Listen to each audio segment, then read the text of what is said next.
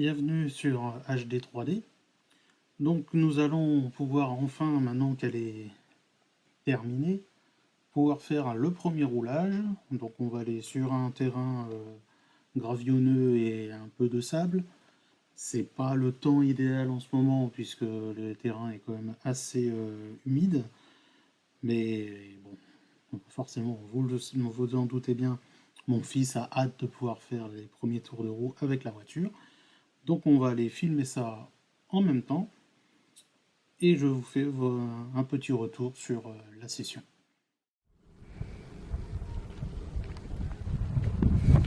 Voilà, c'est parti.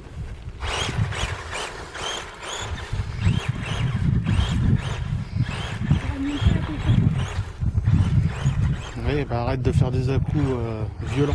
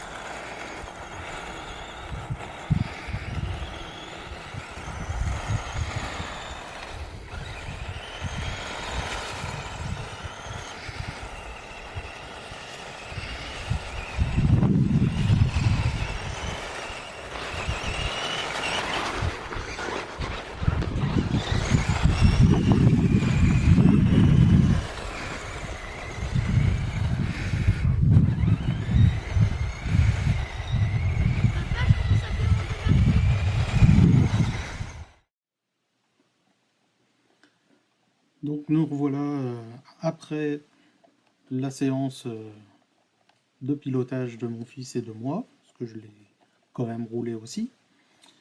Donc ça s'est plutôt bien passé, la voiture je trouve qu'elle se comporte pas trop mal, même si pour le moment le train avant sur un terrain comme ça, il a du mal à prendre la direction, mais comme je disais, j'ai certainement des réglages à trouver pour ce terrain-là, mais pour le moment, le terrain étant humide et tout, c'est pas non plus les conditions qu'on va l'utiliser au quotidien, donc on fera d'autres sessions pour faire tous ces réglages-là.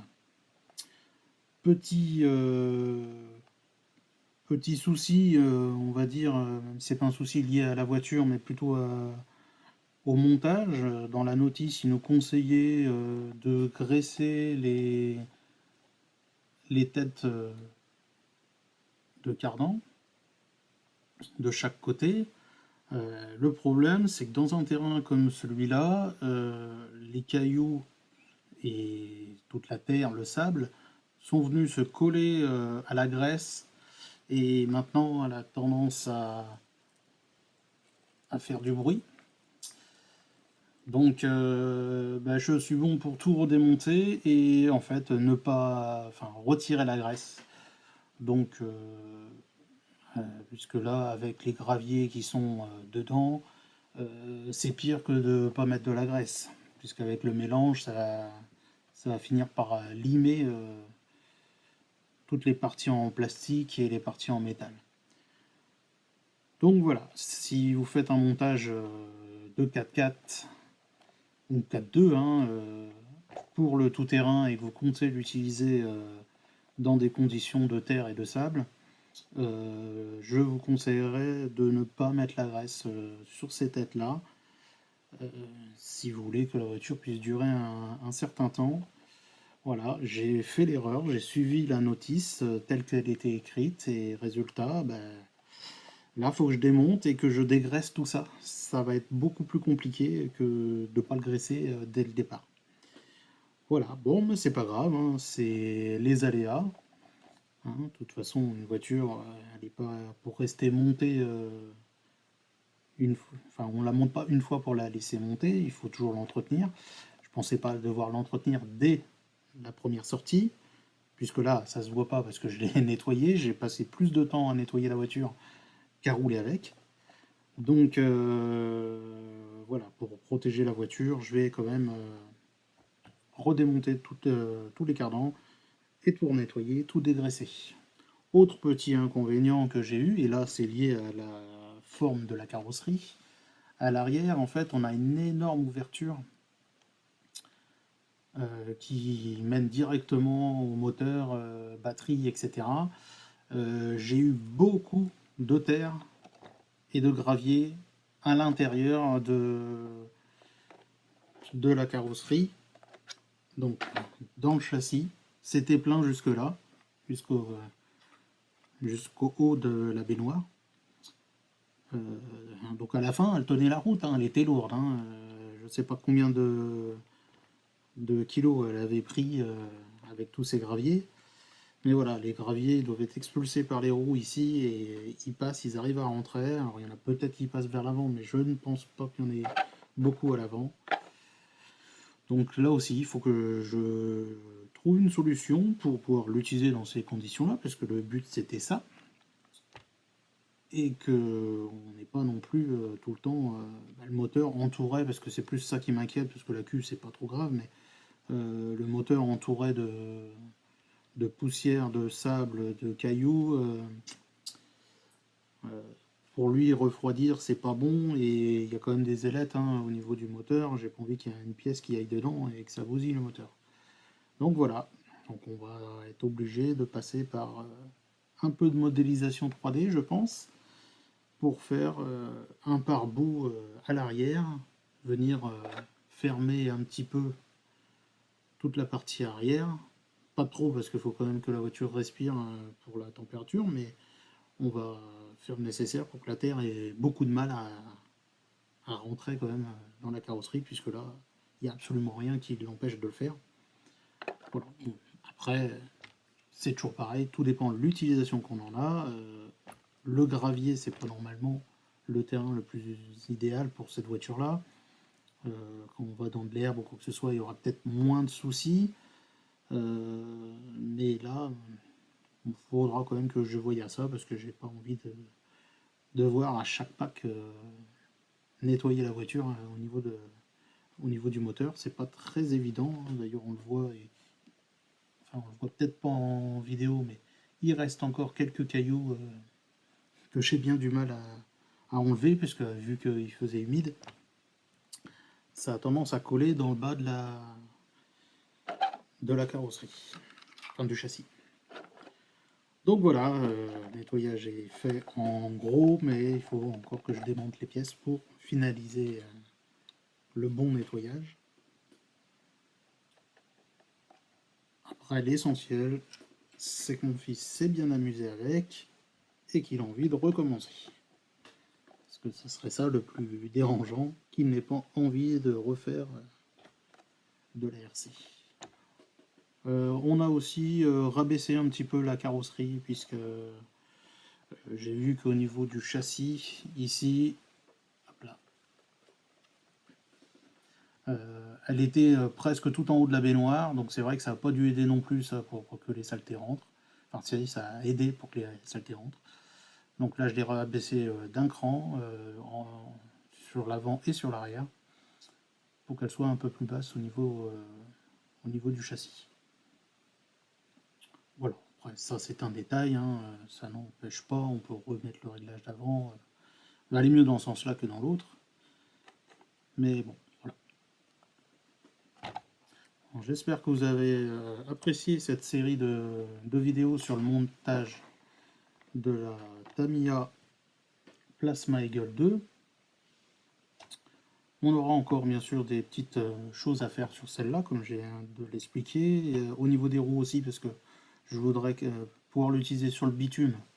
Donc ces pneus-là ne vont pas tenir longtemps sur le bitume. Donc j'ai déjà commandé des nouvelles roues avec des pneus qui ne sont pas non plus 100% idéales pour le bitume, mais qui seront plus adéquats que des picots très espacés comme cela. Donc on testera tout ça, on finira de régler un petit peu les suspensions pour qu'elles puissent aller un peu partout, parce que forcément mon fils va changer souvent de terrain, donc il faut que j'arrive à trouver des réglages adéquats pour faire un peu tout, mais elle ne pourra pas faire les choses bien, parce qu'on ne peut pas tout faire bien, c'est pas possible, c'est soit on règle pour un truc, soit on règle pour un autre. Là, il faut que j'arrive à trouver un entre-deux pour qu'il puisse s'amuser sans toucher au réglage toutes les 5 secondes. Donc la prochaine vidéo sera sûrement encore sur un montage Tamiya, mais cette fois-ci plus dans la catégorie buggy, ça sera dans la catégorie donc touring, même si en réalité c'est une version rallye, mais ça permettra de revenir sur certains réglages et que j'éviterai de faire les mêmes erreurs que sur celui-là. Merci d'avoir suivi ces vidéos et peut-être à la prochaine.